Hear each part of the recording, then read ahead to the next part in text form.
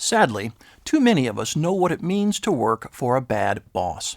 This could include a boss who is bad at the actual job, or, as is often the case, they're good at the job, but really bad at dealing with people.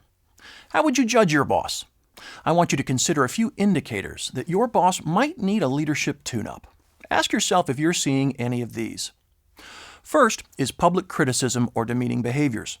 From time to time, everyone needs to receive tough feedback, but a great boss knows that you always praise in public and save critical feedback for private interactions. And in general, remember, there really is no place for negative, fear-based tactics at work. Next, think about their planning skills. Poor planners tend to do everything at the last moment, which forces the team to deal with emergency after emergency. That reduces the team's confidence in you and creates lots of unneeded stress. Excessive micromanaging is another bad boss trait. Maybe they're high-strung and just a little paranoid. This means they worry about whether or not everyone will get their job done, so they check in a million times to keep you on track.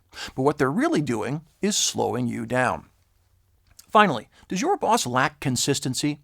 Anytime a leader perpetually switches positions, that's a problem.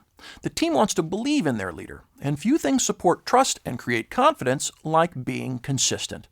Always strive to be consistent in how you treat others and consistent with how you make and stick to your decisions. If you're seeing too many of these behaviors, you need to start being proactive to take care of yourself. So be sure to remember these tips.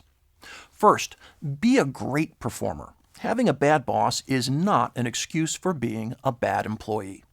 The better you perform, the more you'll create options for yourself, options other than working for your current boss. Also, put everything in writing. Take great notes about all of your tasks and all of the instructions the boss gave you. Capture everything, including all dates and deadlines. If you're experiencing bad behavior, keep notes on every single instance in case you need it later. Next, don't forget to rely on your network. You need quality connections to others at work who can help you stay sane. Be positive and professional.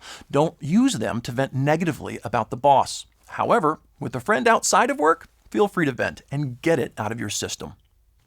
Last but not least, know your rights. If a boss crosses the line, you need to know relevant company rules or laws. But be careful. Speaking up might be the right thing to do, but unfortunately, it's not risk-free.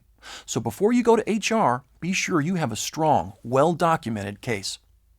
Bad bosses can be very difficult to endure, but if you're lucky and really paying attention, they'll teach you a lot about how not to lead, and that makes you a better leader.